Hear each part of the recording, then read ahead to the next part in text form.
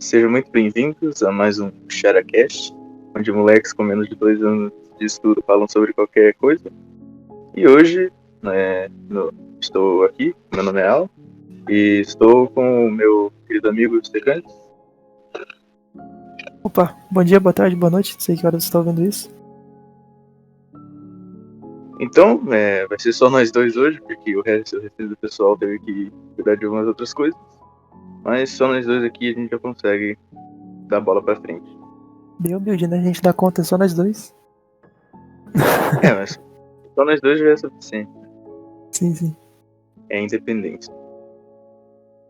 Mas enfim, hoje nós falaremos um pouco sobre estética. Sobre o que é estética, sobre o que é o belo, ou é o objetivo do belo, o papel dele na sociedade, entre outras coisas mais. E por isso que eu chamei o Secantes, que ele é a pessoa aqui que mais tem conteúdo sobre isso. Então, pode começar aí, falar primeiramente o que é, por que isso é importante, né?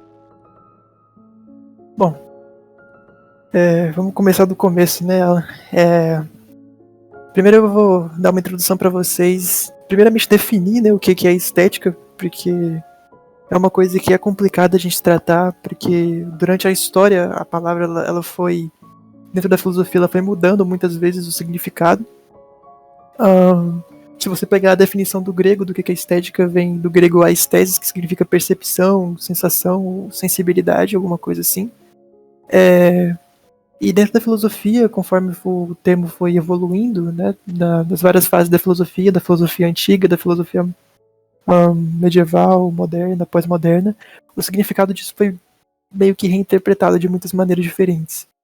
Mas, de maneira geral, a gente pode definir estética como uma parte da filosofia que tem como objetivo o estudo da beleza e o estudo da arte e do belo, de maneira geral. E uma coisa que é importante de ressaltar aqui é a gente definir também o que seria o belo, né? E quando eu falo belo, claramente eu não estou me referindo ao cantor, né? Nem aquela balinha Sete Belo também. Estou querendo falar aqui do que é observado como bom na natureza e é dado como uma coisa que é, como o próprio nome indica, bela, né? Que é bonita, por assim dizer, aprazível, podemos dizer assim também. De maneira geral, a gente pode definir o belo como tudo aquilo, primeiro partindo da definição mais da filosofia antiga, que seria aquilo que é identificado como bom, que relembra as pessoas, remete as pessoas aos valores morais, de maneira geral. E essa foi uma definição que, primeiramente, foi cunhada pelos primeiros estéticos da humanidade, que foram Platão e Aristóteles, né, que basicamente começaram tudo que tem dentro da tradição filosófica, da evolução da filosofia de maneira geral. E eles definiam o belo dessa maneira porque eles diziam que o objetivo da estética era o estudo, de certa maneira, de como as pessoas viam as virtudes sendo aplicadas na vida real, né? Primeiro eu quero falar para vocês aqui também sobre o que eu vou, basicamente as fontes que eu vou utilizar, né, para fundamentar as ideias que eu estou trazendo aqui para vocês e de maneira geral, explicar um pouco sobre o que eu tô falando, né? E de quem eu tô tirando essas ideias.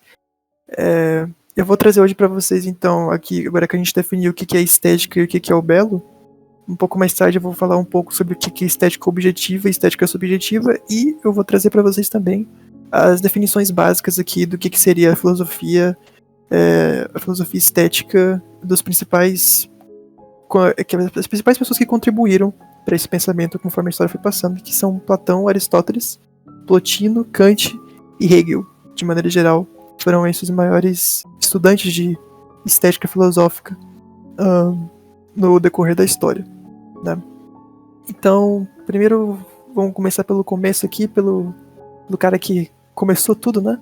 Que é o Platão, e falar um pouco sobre a teoria platônica da beleza. Ok, então vamos falar um pouco sobre a teoria platônica da beleza, e que é o objetivo da estética, como eu disse, né? Platão, ele, desde que ele começou na tradição no estudo da filosofia, ele buscava trazer pra gente as fundações, né, do que seria a filosofia. Ele é dado como um dos primeiros grandes filósofos. E a forma que ele estudava a beleza era, de maneira geral, ele tentava tocar em todos os problemas que a estética detinha na visão dele, né? Então, a teoria platônica da beleza e da arte, ela depende, de certa maneira, da sua visão geral do mundo. E aqui citando nas palavras do Ortega y Gasset, que é outro filósofo moderno que é bem conhecido, ele falava que o Platão ele via o universo como dividido em dois mundos, né? Que é aquela coisa que a gente aprende na escola, que é o mundo em ruína e o mundo em forma, que é o mundo material, o mundo sensível, enfim. Então, por meio disso, o Ortega y Gasset falava que o nosso mundo, esse mundo sensível que nós temos diante dos nossos olhos, é o campo da ruína, da morte, da feiura, da decadência. As coisas que a gente absorvia, que a gente via, não são a real natureza delas. Então, o mundo autêntico, né, seria o mundo em forma, do qual a nossa existência, a nossa significação é o mundo das essências, das ideias puras. Então, quer dizer diretamente ao que era, vamos dizer assim, como eu posso explicar isso de uma maneira melhor, se referia diretamente àquilo que seria o correto, né? Que seria o mundo ideal, por assim dizer, usando essas palavras. Eu não quero falar que o Platão usar a palavra ideal, porque a gente entra naquele debate que Platão era idealista, sendo que nem existe idealismo ainda, mas enfim, né? Mas vocês entenderam. Vocês entenderam a ideia que eu tava querendo trazer, né? Que no caso dele dizer que o mundo, sem ser o mundo sensível, ele detinha as coisas em virtude, as coisas realmente boas e naturalmente perfeitas, né? Então, a verdade, a beleza e o bem, nesse quesito, eles são essências superiores. São ligadas diretamente a esse ser perfeito, no caso, né? Então, de maneira geral, isso é o que fundamenta o pensamento platônico por trás da beleza, né? E aí nós vamos para os diálogos platônicos em que ele trata a questão da beleza. Os principais são o Hípias Maior, o Banquete e o Fedro, né? Nos diálogos platônicos que são os diálogos platônicos que mais se referem à beleza, né? E no Banquete nós temos para as pessoas que já leram, nós temos a principal contribuição, que é o discurso de Sócrates, né?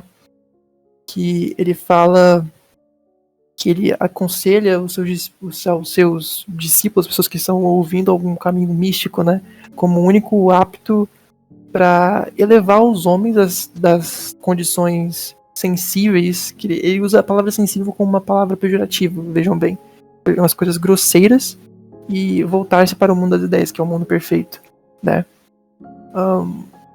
Então, o caminho que uma alma quer, o caminho que uma alma deve tomar para ele se elevar, para ele ver, se encontrar com o belo, o principal meio que a pessoa vai ter que usar disso é o amor. Parece uma coisa meio poética, assim, né? Falando, mas... Enfim, essa é a maneira como Platão descrevia, porque o Banquete é um livro que fala sobre o amor também, de certa maneira, né? De maneira bem predominante também. Então... Aqui a gente entra num conto que inclusive é dado dentro da mitologia grega também, que o Platão ele trata brevemente, assim, não trata com tanta profundidade, mas que é aquele mito de que antigamente as pessoas elas tinham quatro braços e 4 pernas, e aí se separaram, e até hoje as pessoas buscam encontrar o seu par perfeito, porque um dia eles foram separados. Acho que o Alan já deve ter ouvido falar nessa história, não, Alan? Nunca tinha ouvido falar, não. Pois é, enfim, esse é um mito que tem na mitologia grega que fala que as pessoas têm que buscar a sua outra metade, e é por isso que hoje em dia as pessoas namoram e, enfim, entram em relações com não vamos, enfim, você entendeu. Então, o homem que ele deseja se completar e ele deseja se unir a essa beleza, então ele começa por essa forma primitiva de amor, né?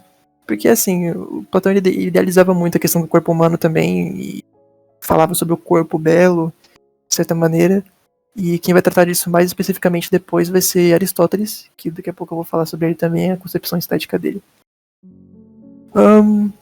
Então, primeiramente para o Platão, assim, também, a questão da beleza era uma coisa bem absoluta, né? Ele falava do imenso oceano da beleza, né?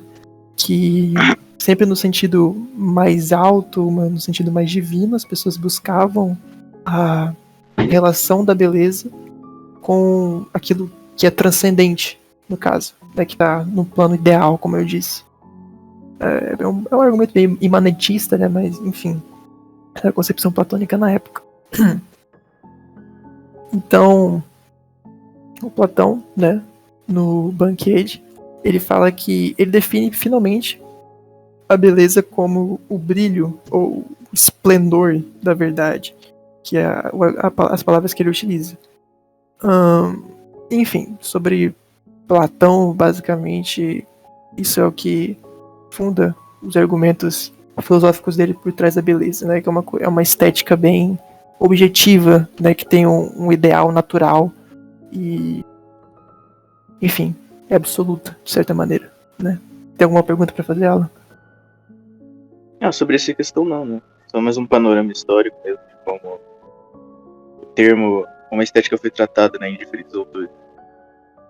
Sim. Posso prosseguir aqui então, né? Vamos falar agora um pouco sobre o cara mais... Eu acredito fielmente, assim, que o cara que mais contribuiu para o campo da estética da filosofia antiga, eu acho que a contribuição do Aristóteles foi muito mais influente do que a contribuição platônica. Mas é porque eu tendo um pouco para o aristotelismo, né? Então eu sou suspeito para falar. As pessoas aqui vão me julgar, vão falar que eu sou parcial. Ah, meu Deus, você é kantiano, não sei o que. Enfim, julguem-me. Essa é a vida. Esse né? é o aristotelismo transcendental. Vamos lá. Então vamos falar um pouco sobre a contribuição do estudo da estética pelo Aristóteles, né? Que, como todo bom aluno de filosofia, ele foi totalmente contra, né, o que o mestre dele falou. Foi muito contra a concepção de beleza do Platão. Ele, na verdade, ainda acreditava nessa questão da estética, da beleza, do belo se referir a um valor moral. E ele definia assim também a beleza com o brilho da verdade, como eu tinha dito sobre o Platão. Só que que obra Aristóteles trata sobre a estética? Fala de novo que eu não entendi. Em que obra que o Aristóteles trata sobre a estética? Principalmente na poética. Existem boatos de que falam que o Aristóteles ele tinha escrito um tratado sobre estética especificamente, mas ele acabou se perdendo, né? Porque a biblioteca de Alexandria foi queimada, teve muita coisa do Aristóteles que foi perdida, mas ele trata disso com profundidade, assim, na Poética, que é um livro mais curto, né? Mas que ele trata mais diretamente disso, porque a poesia é uma das ramificações do belo. E ele fala isso brevemente também, se eu não me engano, no Metafísica, mas eu posso estar errado, e no Da Alma também. Enfim, não vou me lembrar certamente agora, porque Aristóteles eu li faz tempo, né? Mas enfim, vamos falar aqui um pouco sobre o homem, então, na questão da beleza. Inclusive, como eu disse, né, esse tratado que o Aristóteles escreveu sobre a beleza especificamente, ele foi perdido, né? Mas o principal foco do Aristóteles e a coisa que contribuía mais para ele estudar estética era a dedicação que ele tinha ao teatro. O Aristóteles ele era um cara que gostava muito de tragédia, do teatro grego, né, nas suas fundações. E primeiramente o Aristóteles ele trouxe uma das primeiras ramificações que a gente tem dentro da estética, porque ele dividiu a estética entre uma estética que é mais focada nas coisas humanas, por assim dizer, em relação à proporção das coisas que a gente realmente está vendo, e ele também falava sobre a estética da natureza, que ele falava que era o substantivo perfeito nesse quesito. Então, logicamente, como a gente sabe, o Aristóteles ele abandonou aquela concepção um pouco mais idealista. Eu vou utilizar o termo idealista, por favor, não me crucifiquem, tá? Porque não existia idealismo na época de Platão, mas vocês interpretem como a maneira como as pessoas, como ele via o mundo com essa ordem transcendente que se referia ao belo e bom. Por isso eu estou usando o termo ideal aqui, tá? Não estou querendo me referir diretamente ao idealismo kantiano. Por favor, não me crucifiquem nos comentários. Se me crucificarem, enfim, é a vida, né? Então, no que se refere à beleza aristotélica sobre esse rompimento com o idealismo, o Aristóteles vai definir, segundo o pensamento dele, que a beleza de um objeto ele não depende da sua maior ou menor participação numa beleza suprema, absoluta, subsistente por si mesma, no mundo que é além do sensível, no mundo das essências puras, como Platão falava. E a palavra-chave para você entender a estética aristotélica é a harmonia, ou a ordenação, que um objeto tem entre si em relação ao todo.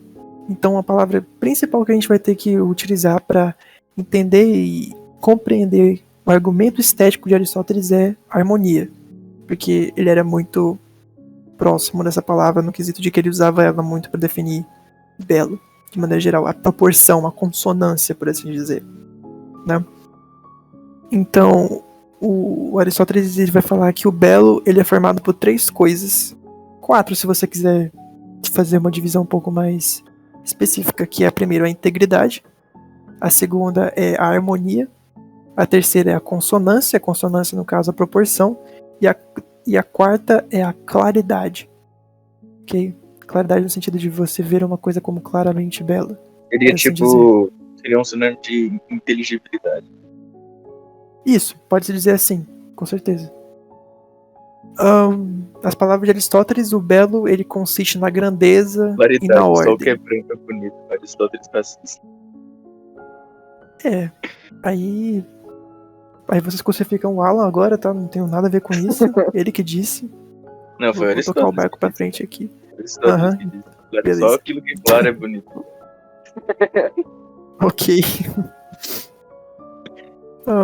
Então, vamos lá. A beleza, para Aristóteles, ela incluía muitas outras categorias, além do belo. Aí já vem Aristóteles com categoria, daqui a pouco o Kant vai falar em categoria também, e aí nós vamos entrar nas categorias, e aí... Enfim, argumento para muitos anos. E, de acordo com os conceitos aristotélicos, as características essenciais da beleza seriam a ordem, a harmonia e a grandeza, também, de certa maneira.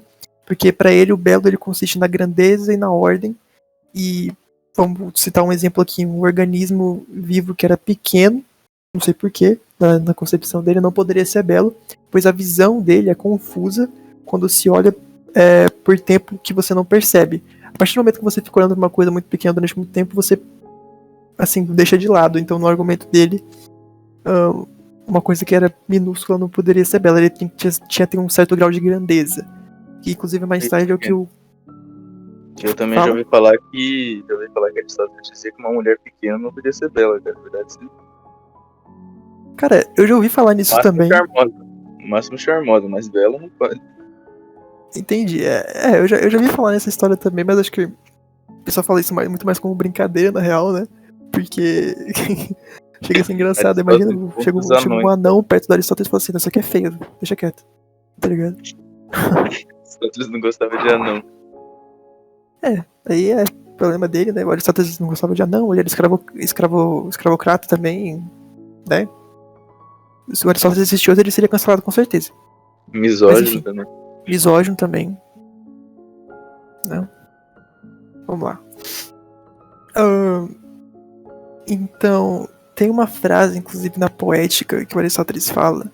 Agora não me lembro agora se é na Poética ou na Retórica, que ele falava que a beleza consistia em unidade na variedade. Essa eu acho uma frase que é tipo perfeita para você definir o objeto da estética, porque você tá se referindo a uma coisa una dentro de um ambiente muito, digamos assim, caótico, porque o Aristóteles ele se relaciona com uma coisa muito mais sensível, né? Ele fala sobre essa coisa de uma maneira um pouco mais realista, um pouco mais direcionando-se ao mundo como ele é e não como ele deveria ser, né, como Platão fazia. Então, por meio dessa harmonia, dessa ordem, desse equilíbrio, o Aristóteles, inclusive, ele foi uma das primeiras pessoas a falar sobre o número perfeito, né? A proporção áurea que a gente conhece hoje em dia. Você já ouviu, acho que o Alan deve ter ouvido falar nisso, porque ele gosta dessa parada de filosofia da linguagem, né? Então, Sim, eu conheço a é proporção uma coisa áurea. que é bem fundamental nesse quesito, né? Então, por meio disso, essa vida moral, ela unifica todos os atos por um fim supremo único. E aí sim se desenvolve uma harmonia.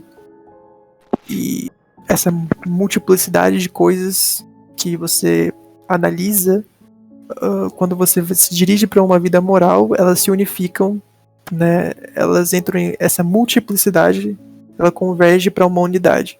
E assim dá-se a harmonia, né? E o oposto dessa harmonia que o Aristóteles trazia era justamente a desordem, né? Quando você tem uma coisa desordenada na visão aristotélica, isso daria numa tragédia.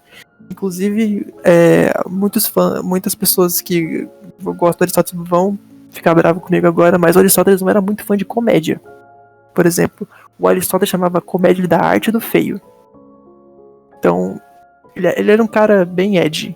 Ele não curtia muito essa parada de ficar de comédia, não. Ele queria ficar rindo, ele não curtia, não. Ele falava que rir era uma coisa assim, meu Deus. O risível é desarmonia. Basicamente, essa era a correlação que ele fazia.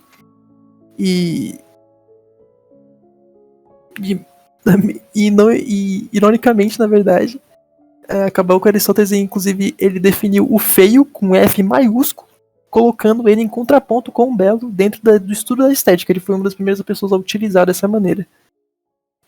Essa palavra, assim, Aristóteles definiu um feio só pra ele. Olha que cara visionário, né? Porque ele não tinha uma definição de feio já existente, ele inventou uma pra ele. O cara inventou o feio. O cara inventou o feio. Incrível, né? O cara é um mito. Beleza.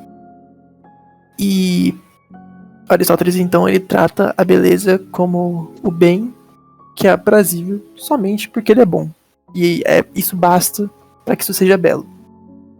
É cheia de silogismos essas afirmações, mas vocês entenderam a ideia, né? Aristóteles são os primeiros caras que estudaram lógica, rapaziada. Vocês vão entender o argumento dele fazendo esse tipo de conclusão, é lógico. Né? É lógico, pô. É lógico, pô. É lógico, pô. Já estamos fazendo aí a propaganda, né? Pro nosso amigo Zap, Nicolas Ferreira, mito. Vem gravar um podcast com a gente, Zap. Vem gravar um podcast com a gente, Zap, por favor. Vamos falar sobre lógica. Tamo junto. Imagina, isso é massa, né, mano? Imagina o Zap ver esse vídeo aqui, daí ele... Bom, então vamos resumir. Fala aí, Alan, fala de novo. Tem que gravar com os caras agora. Ele vai ver esse vídeo aqui, a gente vai ver a gente convidando ele. O Zap, inclusive, tá aqui no nosso servidor também, que a gente grava os podcasts e tal, né? Às vezes um dia ele aparece por aí também pra gente fazer um podcast. Coloca nos comentários aí, rapaziada. Vamos fazer. Zap aceita o podcast com Charás. Vai gravar com o Charás. Vai no canal do Zap, vamos gravar um podcast com Charás. E vamos nessa. Olha aí, já estamos fazendo merchandising aqui. Os ADM nem estão aqui com a gente e nós já estamos conduzindo aqui o negócio. É isso aí, rapaz. Tem que ter jogo de cintura, né? Tem que ter iniciativa. Então, para resumir aqui, a beleza para Aristóteles é uma propriedade do objeto e ela consiste principalmente, quando aparece como belo, na harmonia das partes de um todo que possua grandeza e medida. E por meio dessa harmonia, essa grandeza, essa proporção é a unidade na variedade que o Aristóteles formulava. Ok? Acho que ficou de boa, né? Essa parte aqui ficou... Deu pra entender tranquilo? Você tem alguma pergunta? Por enquanto não, cara. Mitada, vamos continuar então. As perguntas que eu tinha, eu já fiz no meio ali. Suave.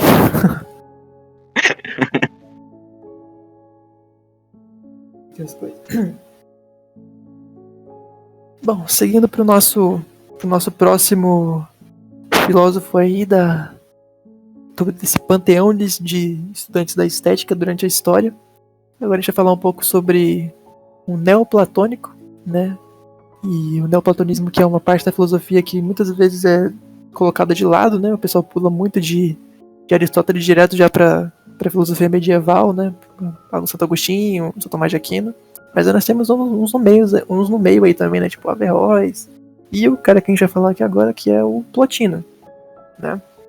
Plotino, que fundamentava o estudo da beleza principalmente em uma perspectiva platônica, né? Como neoplatônico, que ele é colocado. E ele trata disso principalmente, se eu não me engano, é no logo 6 da Enéada dele, do livro dele, que contém sugestões bem valiosas para o estudo da estética, que mais tarde vão ser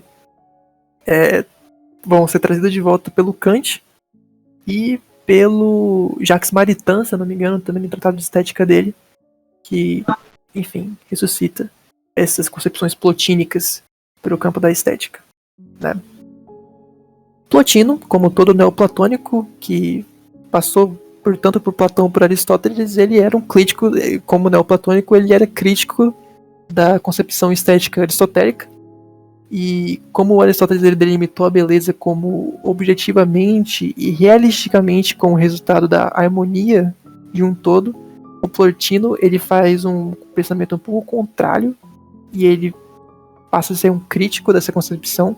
E sem citar o nome do Aristóteles, obviamente, ele define a estética como o seguinte, aqui eu trouxe um texto para facilitar. Todo mundo, por assim dizer, afirma que a harmonia das partes entre si e em relação ao todo, acrescido de um bom toque de cor, constitui a beleza para a vista.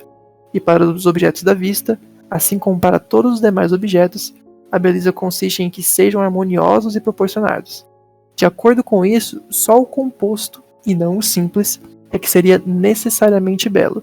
Então aqui ele parte de uma crítica para a concepção aristotélica. Ele fala que a condição aristotélica de beleza ela é limitante, porque ela trata só daquilo que é composto, não daquilo que é simples. E para Plotino, a beleza ela não podia consistir apenas na harmonia das partes do objeto estético, como pensava Aristóteles, porque as coisas simples, como por exemplo uma cor pura na natureza, não poderiam ser consideradas belas na concepção aristotélica, porque uma coisa simples, segundo Aristóteles, não poderia ser necessariamente bela, né?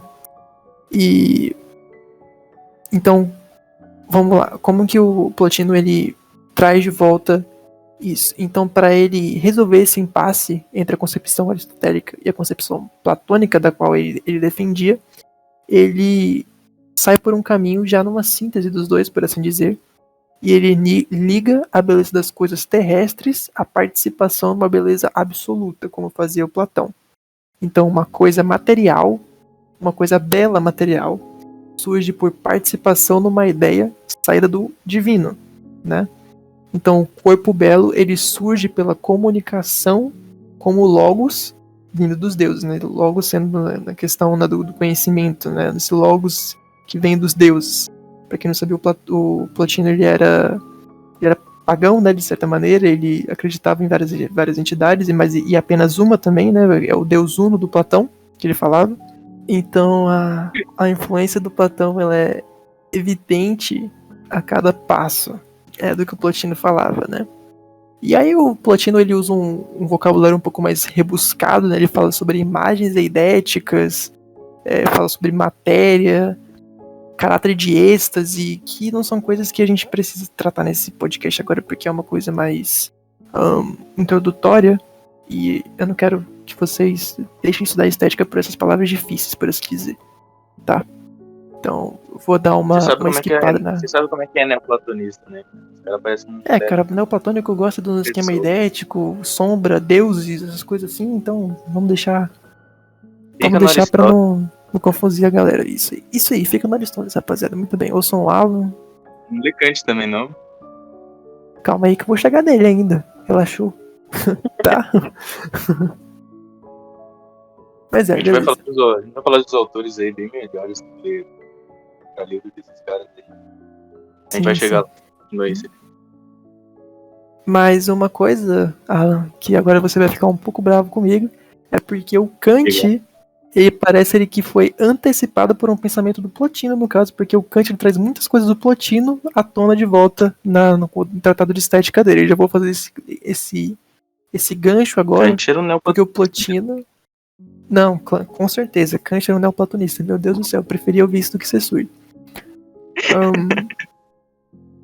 Vamos lá. O Plotino ele falava que a beleza ela é conhecida por aquela faculdade da alma que ela está ordenada.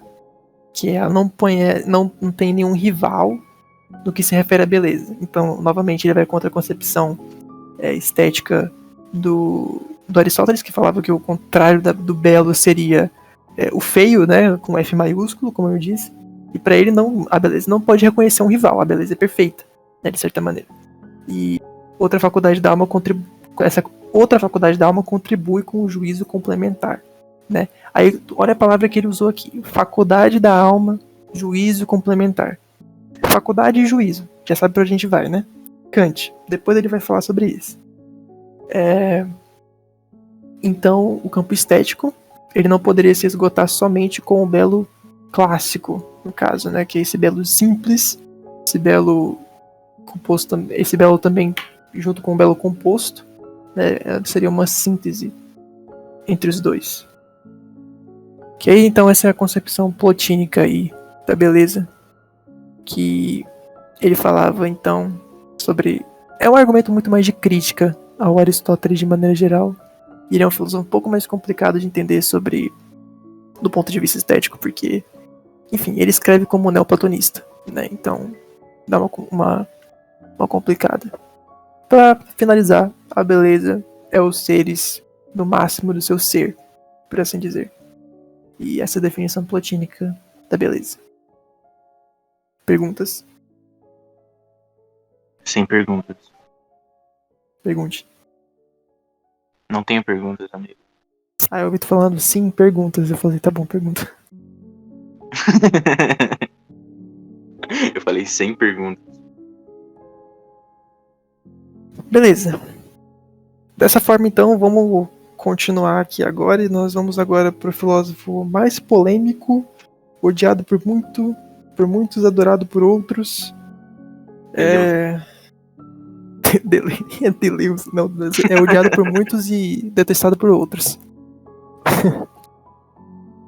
E agora a gente vai falar do filósofo que tratou da mudança do campo da estética de maneira geral. Foi um ponto de chave na história da filosofia também, e que é dado como o filósofo que transformou a filosofia. Aí depende do seu argumento, você fala que foi pra uma coisa boa, foi pra uma coisa ruim, né? Que foi o grande Immanuel Kant, né? Nem tão grande, né? Porque ele não tinha nem 60 de altura, coitado. Ele não podia ser belo, segundo Aristóteles. Pois é, ele não podia ser belo. Aí, tá vendo? Já tem discordância aí. Ele era feio mesmo. Ele era feio mesmo. Não, ele era realmente feio. feio. Querendo falar do bonito, cara. Olha as ideias. O cara era prejudicado. Tadinho. Então vamos lá. Vamos falar um pouco sobre a estética kantiana, né? Que é um autor que tem uma certa proximidade, né? Vamos dizer assim. Eu vou deixar desse jeito aí, vocês interpretam do jeito que vocês quiserem. E falar um pouco sobre a concepção estética kantiana, então. Vamos lá, a primeira coisa que a gente tem que entender aqui. O Kant, ele não teve um acesso direto aos antigos, a Platão e Aristóteles, que são os principais estéticos da humanidade, né? E isso tanto no campo da metafísica, como a gente já tratou em outro podcast, quanto no campo da lógica também. Ele falou que a lógica nasceu e morreu com Aristóteles, né? Mas, enfim, ele não soltou mais aqui, por aí vai. E é um filósofo polêmico, por assim dizer, né? Muitos odeiam, muitos gostam dele. Mas na concepção estética, aqui o Kant, ele volta agora a estética para um caráter mais subjetivo. Aí agora, a hora que o nosso ouvinte vem para mim e fala assim: Kant, eu vou te crucificar. Por que o Kant falava que a beleza era subjetiva? Então, se eu olho para um quadro e eu falo que o quadro é bonito e o outro fala que é feio, isso no argumento do Kant tá certo. Ai, meu Deus do céu, o Kant destruiu a filosofia, não sei o que, eu vou virar o judeu Baruch. Não, calma, vamos lá. Vou explicar. Tá. De acordo com Kant, a estética, ela é subjetiva no quesito de as características subjetivas do objeto. Sim, é uma coisa um pouco complicada de entender, mas a gente vai fazer vou tentar trazer da maneira um pouco mais fácil aqui para vocês e um pouco mais diluída, tá? Então vamos lá. Para você investigar a estética, é imprescindível o estudo do Kant, porque na arte, segundo a concepção kantiana, o juízo que ele chama de juízo de gosto, ele acentua-se, mas esse juízo de gosto, o que seria esse juízo de gosto? Que é quando você vê algo e o seu intelecto interpreta aquilo como aprazível, logo belo. Esse juízo de gosto, ele não consegue explicitar a finalidade, por exemplo, com que o quadro foi pintado. Vou citar esse exemplo da arte visual, no caso. Um quadro foi pintado, você não consegue explicitar a finalidade do porquê esse quadro foi pintado, né? Você sente o prazer estético diante desse quadro, como afirma o Kant, é na capacidade universal de comunicação, na representação dada, como condição subjetiva do juízo de gosto.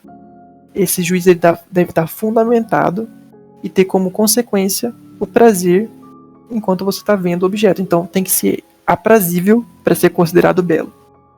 Então vocês já estão vendo aí que o Kant ele definia a estética como subjetiva, mas também não era muito assim, né? Ele estava ali no meio termo, por assim dizer. Então, o objeto que está em análise, ele encerra em si a representação da beleza. Porque, dependendo do indivíduo e de como ele é afetado pela obra de arte, ele vai resultar em uma sensação que geralmente está associada ao prazer ou ao desprazer que esse objeto causou nele. Sendo que a sensação de prazer ou desprazer perante a obra de arte, mesmo que no começo ela seja dada como meramente atrelada ao gosto da pessoa, ela gostar ou não por ser uma preferência dela, você tem que considerar também pelo viés da pretensão de universalidade do sentimento do belo. O que seria essa universalidade do sentimento do belo? Seria você partir de um ponto de que certas coisas universalmente são belas. E esse é um dos principais, vamos dizer assim, argumentos axiomáticos que o Kant faz, né? Que ele parte desse pressuposto da universalidade do sentimento do belo. Na Crítica da Faculdade do Juízo, que é o principal livro que o Kant fala sobre estética filosófica, né? Ele apresenta posicionamentos, ele traz posicionamentos que marcaram o estudo dos problemas estéticos. Que, primeiro, é a viragem que você tem para a estética do ponto de vista da importância da experiência estética. Então seria quão importante é a arte, não apenas como uma maneira de se expressar, como algo que serviria como meio de tratar a subjetividade humana, mas também como parte de uma coisa um pouco mais transcendente, que se dirige ao espírito da pessoa, a alma dela, por assim dizer. E uma das maneiras de você se relacionar de maneira afetiva esse sentimento com o juízo de gosto você partir do pressuposto de que essa concepção de universalidade, ela não é de um homem só ou de um grupo específico de pessoas. Ela é, como eu disse, universal, que está presente em todos os seres humanos indistintamente. Ele parte do pressuposto de que a natureza humana é universal, né? Como Kant também faz na metafísica dele, como ele faz também na epistemologia, como ele faz nos estudos dele em relação à ética e moral. E ele faz isso também na estética, né? Inclusive, tô falando tanto de metafísica aqui, porque é uma coisa que é muito importante para o campo estético. Por favor, ouçam o podcast Metafísica do Charás, tá? O link vai estar aí na descrição também. O Alan vai colocar. E, enfim, faça sua divulgação, Erran, também, por favor. Ouçam o podcast do Charás. Excelente divulgação, não poderia falar de maneira diferente. Muito convencedor, né, velho? Sim.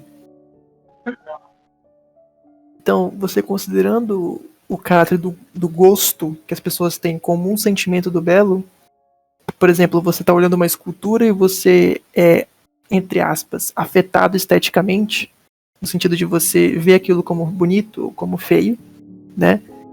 Essa ideia, ela reforça a questão do juízo estético como algo que faz parte das suas faculdades, olha aí a faculdade de novo, faculdades da mente, onde você tem uma livre associação de ideias e sentimentos referentes a esse objeto que você está analisando, e permite dizer que o juízo de gosto é também, aqui falando de uma maneira totalmente kantiana mesmo, é um exercício de liberdade, né? Essa liberdade, assim, associada talvez a uma imaginação, talvez, uma vez que você não pode afirmar, como Kant dizia no tratado de estética dele, que o juízo de gosto esteja atrelado às funções reguladoras e também às funções legisladoras. As faculdades que compõem o pensamento do homem. Mas você também não pode dizer que essa liberdade esteja desvinculada das faculdades, por exemplo, intelectuais. Porque, como a gente está falando, o intelecto do ser humano ele é universal, de certa maneira, né? O juízo, ele necessita dessas faculdades para fundamentar e elaborar, aplicar uma percepção estética, de certa maneira. O Kant é um pouco mais complicado, mas você tem alguma pergunta até agora? Não, eu só queria dizer que ele é quase neoplatonista mesmo. Ele é quase neoplatonista, ele gosta mesmo de complicar as Liga coisas. Os neoplatonistas continentais, né? Sim. Ele tá ali no meio termo, né? Beleza. Mas agora a gente Vamos vai falar um pouco, chegar então, no sobre... cara... Vamos falar sobre ele? Eu vou tratar rapidinho aqui sobre o belo Hegel. na estética kantiana. Hegel é o próximo aí. É o último, né? Porque eu quero que as pessoas se mantenham sãs até o final. E aí no final, vai chegar no Hegel, vocês podem desligar, tá, gente? Tô brincando. Tipo, a gente vai deixar a numeração aqui na tela, né? Quando que acaba a parte do Hegel aí, pra quem quiser preservar. Sim. Isso, exato. Quem quiser preservar o intelecto e os neurônios, tá? Fica tranquilo. Não vê a última parte. Bom, só para finalizar aqui o Kant, o belo na concepção kantiana, né? Ele não está relacionado diretamente a esse prazer que o objeto pode vir ou não a proporcionar ao sujeito. Assim como ele também, ele não pode ser ligado também diretamente à concepção de que venha a ser, uma vez que o belo, ele não considera nada sensível. Ele é a priori, por assim dizer. Ele não considera nada sensível. Ele situa o campo estético no campo transcendente, no campo a priorístico, né?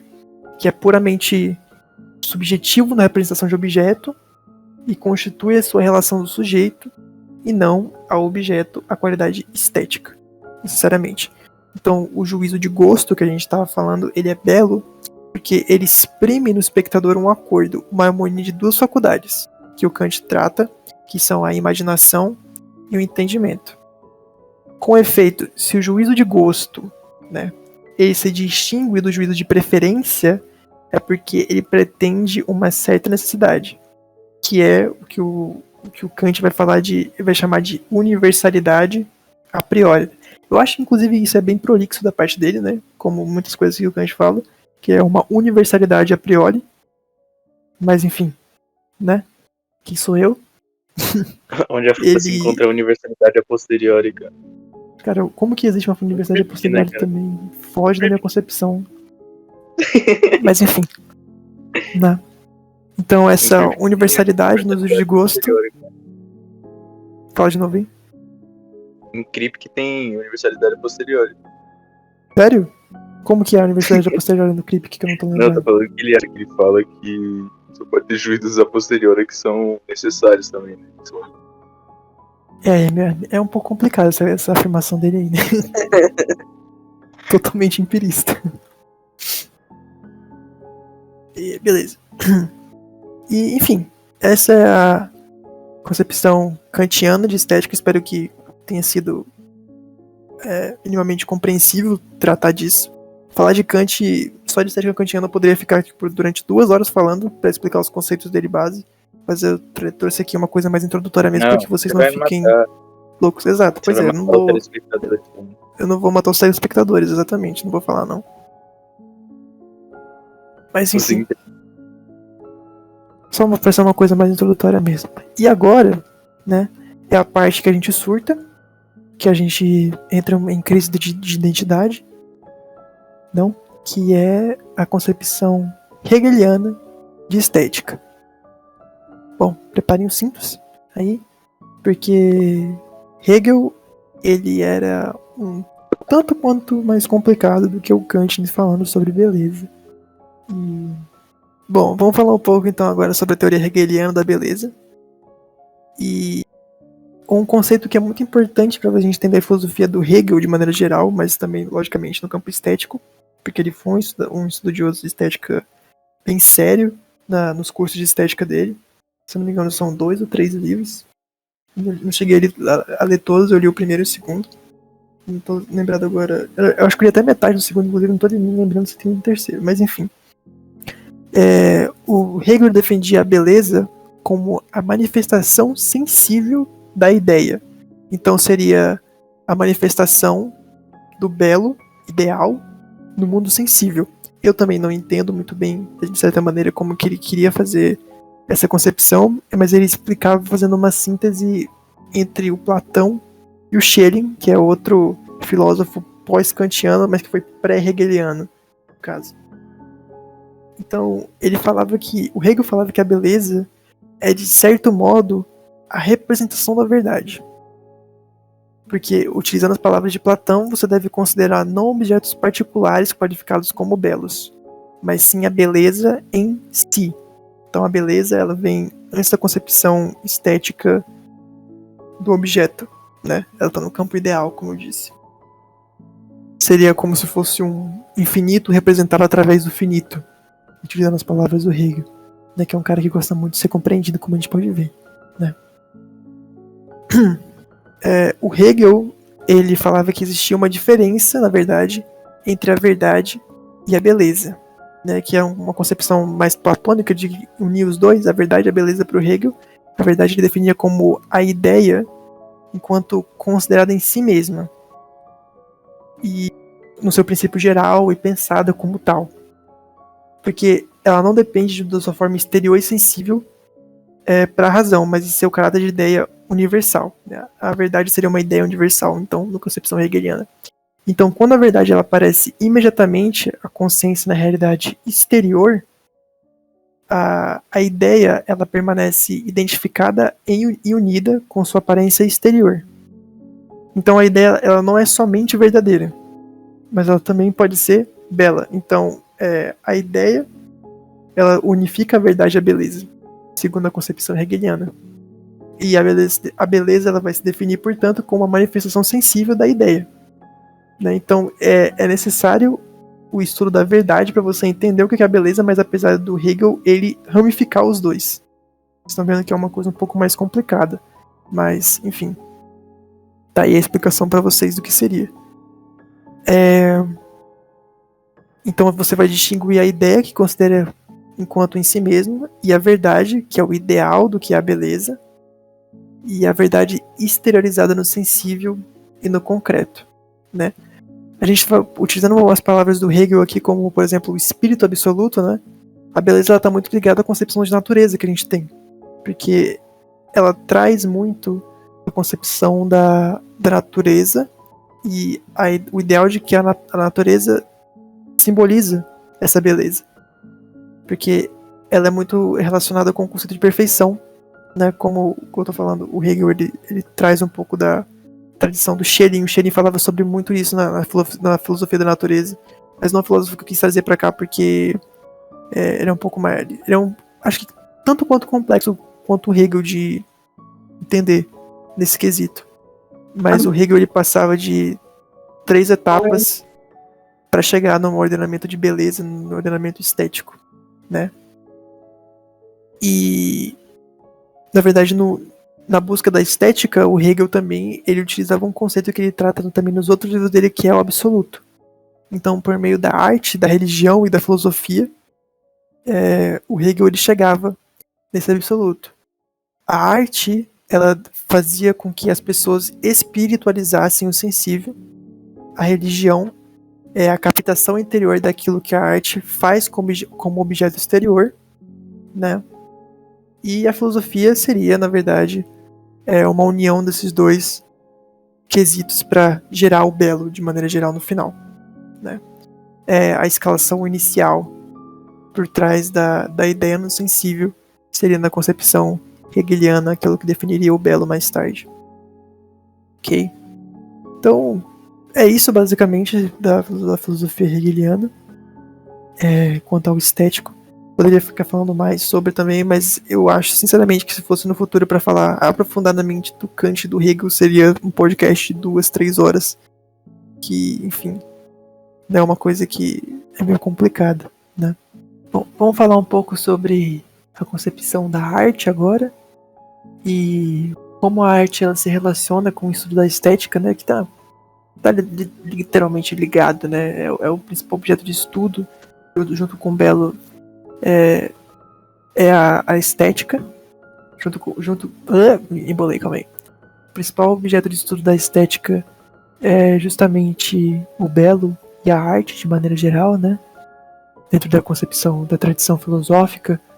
E a gente vai falar um pouco agora mais sobre o que é a arte, como ela se define, e também falar um pouco sobre a pedido do Alan, a gente vai falar um pouco também sobre os estetas mais modernos, que a gente teve acesso a menos tempo, né, que seria o Roger Scruton, e vou falar um pouco também do Ariano Suassuna, que são as principais contribuições, que são os autores que eu li mais, que eu posso trazer aqui para vocês, tá? Inclusive recomendo ambos, tá? O Scruton principalmente porque ele tem um vocabulário bem mais acessível. O Suassuna ele trata das coisas de uma maneira um pouco mais histórica. Ele trata muito dos autores antigos, tá? Vamos começar aqui então pelo queridíssimo Roger Scruton, né, que morreu, vai fazer 2 anos agora, né? Fez um ano no começo do ano, fez um ano em janeiro. F no chat aí pelo Roger Scruton. É um dos maiores filósofos que a gente perdeu ultimamente aí. E o Roger Scruton, ele era um estudante muito afinco da estética. Ele sempre buscou trazer pra gente a importância de encarar o belo. E ele era, por assim dizer, ele era uma união, na real, de uma estética kantiana com uma estética aristotélica. Ele fazia uma mescla dos dois. E por isso é um autor que eu tenho muito... Parece exatamente. Tem um autor que eu tenho muito próximo do meu coração, no caso, que eu gostei muito. Por isso, achei importante trazer ele aqui também. Tá? Bom, eu vou utilizar como fonte principal aqui, falando sobre a estética segundo Scruton e a arte segundo Scruton, né, da importância da beleza, utilizando o principal livro dele que ele fala sobre, que é a beleza. O nome do livro é Beleza, by Roger Scruton. E vou falar também um pouco sobre o documentário dele, que na verdade é basicamente uma síntese do livro Beleza, que é o Why Beauty Matters, né, que por que a beleza importa, né, no mundo atual. Esse é um documentário que está disponível grátis no YouTube, tá? Pedir pro pessoal deixar o link aí para ter acesso e tal, por favor, assistam, tá? É muito bom. Vamos lá então. O Roger Scruton, ele começa o documentário dele falando as palavras mais ou menos assim: eu quero que vocês entendam porque a beleza ela importa e não é apenas algo subjetivo, mas uma necessidade universal do ser humano. E se a gente ignora essa necessidade, nós nos encontramos num deserto espiritual. Ele utiliza as palavras mais ou menos assim, ou seja, o Scruton está falando que se a gente esquecer do porquê que a beleza é importante, porquê que a beleza é relevante para a humanidade e para a modernidade, nós estamos fadados ao fracasso, espiritualmente. Né? Coisa um pouco pesada. Mas que é bem verdade. Por que o Scruton ele fala disso? Porque conforme ele vai progredindo tanto dentro do livro dele como do documentário, ele fala sobre a regressão estética que a gente teve com o passar dos anos. Ele culpa isso muito a a feira de arte moderna que teve nos anos 30 e o começo da arte moderna de uma maneira geral, o Scruton ele falava que o ponto-chave de falar que, dessa concepção que a gente tem hoje em dia de falar que tudo é arte, né, foi quando nós tivemos aquele evento de um cara que ele levou pra feira de artes, né, pra convenção de artes, um urinol, né, com a assinatura dele, né, que, enfim, foi um ponto um marco histórico, né, que marcou um marco histórico que marcou, meu Deus do céu, calma aí. Foi um marco histórico que causou essa concepção da arte como a gente vê hoje em dia, como muitas pessoas veem hoje em dia, que basicamente estragou que o principal propósito que a arte tinha, né? Pra gente entender então os argumentos lógicos que o Scruton usava para definir alguma coisa como bela, né? Utilizando o exemplo da arte, ele partia de alguns pontos específicos. Primeiro ponto, a beleza, ela nos agrada. Segundo ponto, uma coisa, ela pode ser mais bela do que a outra. Terceiro ponto, a beleza, ela é sempre motivo para nos ocuparmos daquilo que a possui. Quarto ponto, a beleza é um objeto de um juízo. O juízo de gosto, né? Tá aí o Scruton sendo um belo de um kantiano, né? O quinto, o juízo de gosto diz respeito ao objeto belo, e não ao estado de espírito do sujeito. Ao declarar que determinado objeto é belo, descrevo o objeto, e jamais a mim mesmo. E o sexto e último ponto, não obstante, não existem juízos de beleza de segunda mão. Você não pode me convencer a emitir o juízo que eu já não tenha feito antes. Assim como não posso me tornar especialista em beleza apenas estudando o que outros disseram sobre objetos belos, sem tê-los experimentado e julgado por conta própria. Então vocês percebam que o Scruton, ele fala que é necessário que você tenha uma experiência estética com algo belo para você classificá-lo como belo, especificamente. Você tem que ter esse acesso. Percebam então que é justamente como eu estava falando antes, uma síntese da concepção aristotélica de estética e a concepção kantiana de estética. Não sei se vocês conseguiram perceber muito bem. Isso aí. É interessante, cara, porque sim. mostra que você não tem como dizer que algo é belo sem só alguém falando pra você que algo é belo. Justamente, com certeza. Você precisa ter a experiência ali, em primeira mão. Exato.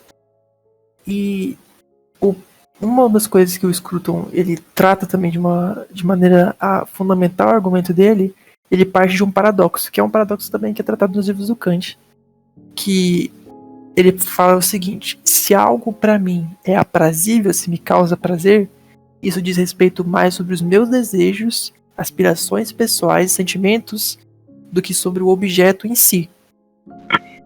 Mas isso não se dá quando se refere à beleza. Por que isso não se refere à beleza? Porque a beleza é algo abstrato. Você parte de um ponto de análise kantiano, tendo que o belo se posiciona diretamente sobre o objeto. E assim surge o paradoxo. O juízo de gosto é um juízo genuíno, tendo como fundamento certas razões. Essas razões jamais se resumem a um raciocínio dedutivo. Então permite a existência de opinião de segunda mão. Então, se você acha que a beleza em Kant é subjetiva, sinto muito, ela não é.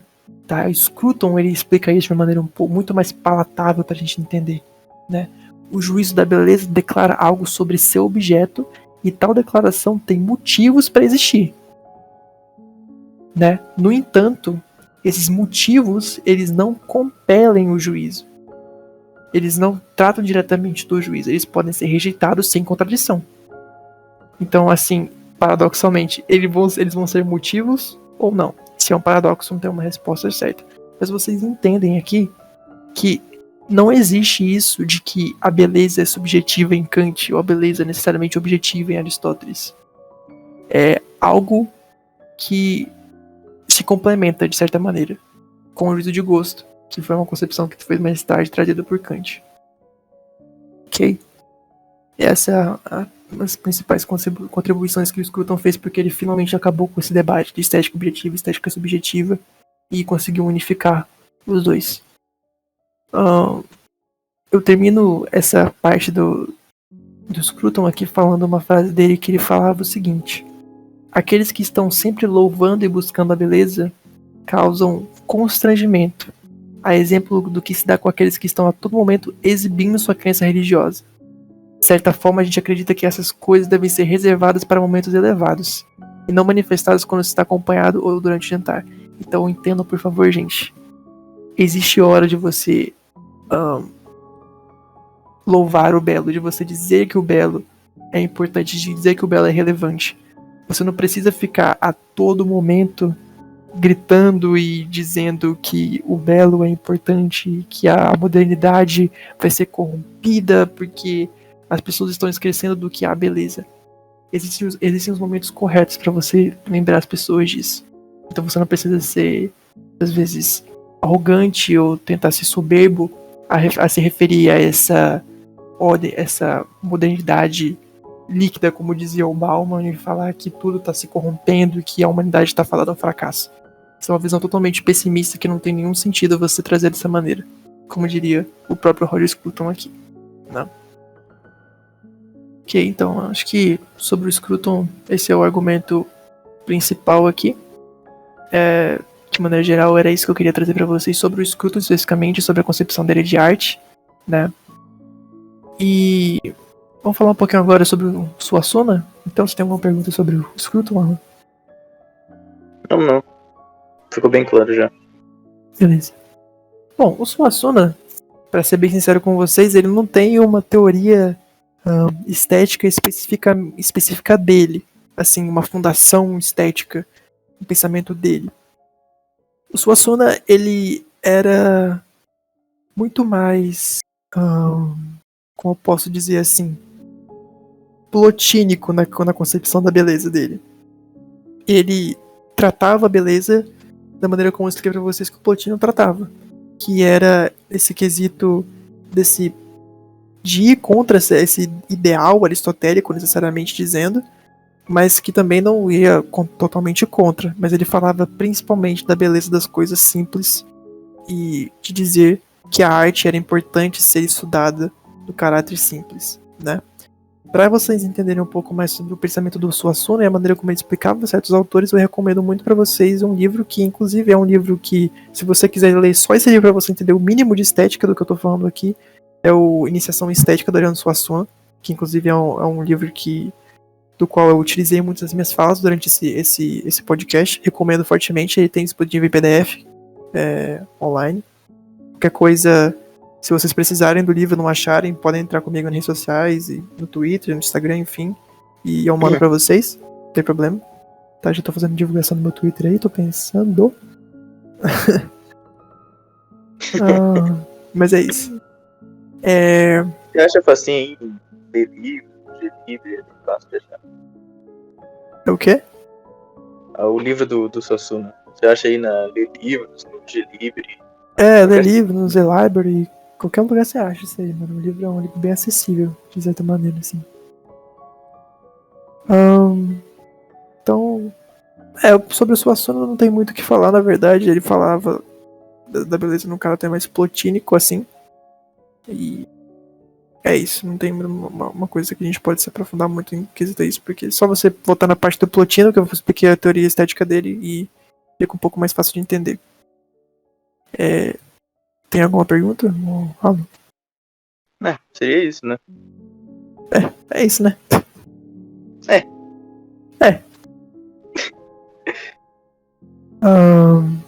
Você vai querer que fale de mais alguma coisa? Tem alguma pergunta, alguma coisa que queira colocar no podcast? Tô com uma questão aqui na minha cabeça desde o início do podcast. Diga lá. Que é sobre, bom, basicamente como que a gente caracteriza ou identifica a beleza em cada coisa.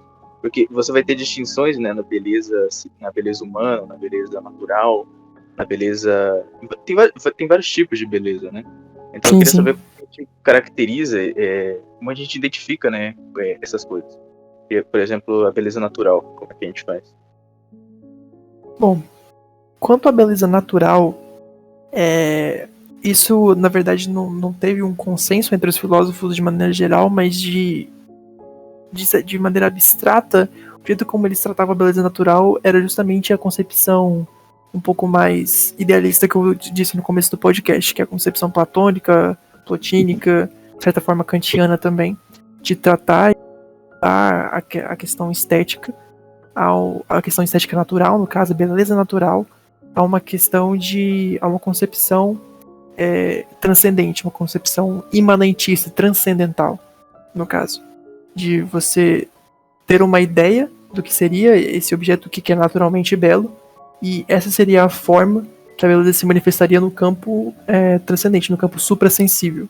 No caso, então, respondendo essa pergunta, essa seria a maneira da beleza natural. E a outra maneira que você tinha citado, a beleza humana, aí nós utilizamos já do arcabouço aristotélico, do arcabouço, de certa forma, também kantiano, sobre o juízo de gosto, né? Que é falar das coisas em questão de harmonia, questão de proporção, falar sobre como a proporção e a beleza, aquilo que eleva a gente para a questão da bondade, é dado como uma coisa bela, né? O belo, ele indica o bem e a verdade, né? E, por exemplo, na literatura, quando a gente fala, a literatura ela é uma maneira que ela media a beleza. Então, como diria o Tomás de Aquino, ele definia a literatura e a arte da literatura como uma virtude, né? Que ela propende o homem ao verdadeiro e ao bom. Então, é isso. Agora eu queria fazer uma outra pergunta, cara. Eu acho que Pergunte. é meio polêmica aí no círculo de internet. Mas assim, secantes. O Abapuru é bonito. O Abapuru é bonito. É arte. Vou falar pra vocês em primeira mão aqui, tá? O Abaporu, ele é feio. Com F maiúsculo, como diria Aristóteles. O Abaporu não pode ser considerado arte, tá? O Abaporu não pode ser considerado arte, o mictório não pode ser considerado arte, aquelas pinturas que são um monte de rabisco na tela não pode ser considerado arte. Arte abstrata, de maneira geral, não pode ser considerado bonito. Isso não é beleza. Porque a beleza, como eu disse, porque não tem nenhuma trata harmonia. o bem. Exato. Exato. É o que o Ortega Gasset chamava de desumanização da arte. É um termo que ele utiliza. Eu lembro da história do cara que ele cagou num potinho, né? Literalmente, assim, ele cagou num pote e colocou numa exposição lá pra vender como arte. E compraram, cara. Cara, teve um episódio também, acho que tem uns 2 anos ou 1 ano isso. Não sei se você lembra disso. Um cara que ele pegou uma banana, ele grudou com fita adesiva na parede, e ele falou que aquilo era uma obra de arte. Aí um cara, ele foi na. Mano, se eu tivesse dinheiro, eu claramente faria isso. Ele foi nessa convenção de arte, nessa mostra, ele comprou e comeu a banana na frente do cara. Ele pegou, mordeu, comeu a banana. Ele tirou a fita adesiva, comeu a banana na frente do cara. Literalmente. Meu obra de arte do cara. Obra de arte é um termo que eu utilizaria, né? Mas enfim, se eu dissesse o que eu penso sobre isso, o YouTube vai dar ban na gente. Deixa quieto isso aí. Mas teve outros casos também, cara. Eu já vi o caso de que tinha um óculos no chão, assim, de muito museu, e os caras pensou que era uma. E era só um óculos jogando. Exato. É cheio dessas Teve coisas, outra. velho. É uma loucura. Teve outra que eu vi recentemente que era de uma estátua que só existia na mente do artista, tá ligado? Ele não... E ele vendeu isso aí, cara. Mano, é uma loucura isso, cara. Eu fico realmente chateado, velho, que o Scruton, ele infelizmente morreu antes da obra filosófica dele ter sido realmente influente nesse meio, nesse caos que é porque as pessoas classificam como arte hoje em dia. Por que ficou tanto assim, cara? Porque desde a antiguidade os autores sempre trataram a arte como uma coisa muito, muito objetiva, muito fora do humano, muito objetiva mesmo. Assim. Por que hoje em dia a arte é tratada tanto como tudo é arte, sabe? é tão relativo, é tão subjetivo?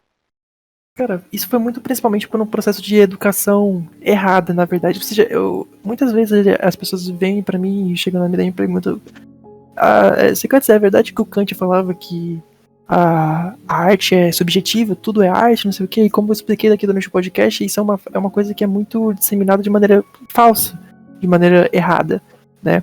Que ele atribui a subjetividade de acordo com o gosto da pessoa, mas ele falava do caráter objetivo do objeto, né? E falava da característica direta do objeto ser belo ou não, né? Como o Scruton faz também, como o Aristóteles faz. Eu não sei te dizer um momento que marcou isso na mente das pessoas, mas o principal evento que marcou essa transição da arte ser uma coisa hoje em dia vista como totalmente subjetiva foi justamente naquela feira de artes que o cara levou um nictório assinado, né, e disse que aquilo era arte, que tudo era arte. Tem até a entrevista dele, inclusive, acho que foi no jornal que ele deu essa entrevista. E daí foi por água abaixo, infelizmente. É complicado mesmo. Mas então, pra finalizar, eu queria fazer uma outra pergunta pra você. Diga. Qual que é a melhor arte? Essa é uma coisa que a gente não falou aqui no podcast, né? Sim, Mas a gente não falou, a gente não chegou a citar, né? Tem Sim, mas eu vou citar aqui pra artes vocês. Então, essa pergunta que o Alan aí fez sobre as sete artes, não é? Que ele me perguntou a minha opinião de qual que é uma das sete artes, qual que é a mais bela, né? Nós temos a arquitetura, nós temos a escultura, a pintura, a música, a literatura, a dança e o cinema, né? Das sete artes, teatro. isso tem debate. Tem gente que coloca, que inclui também tem gente que inclui a dança também, né? Mas enfim, se você me perguntar pra mim, Alan, qual que é a arte que eu acho mais bonita, né? Que me é mais aprazível, eu fico em um debate pra sempre entre a música e a literatura. Fico em um debate entre esses dois. Sinceramente, eu não consigo decidir um, porque eu gosto muito dos dois e são as duas coisas que eu pratico mais, né? Sim.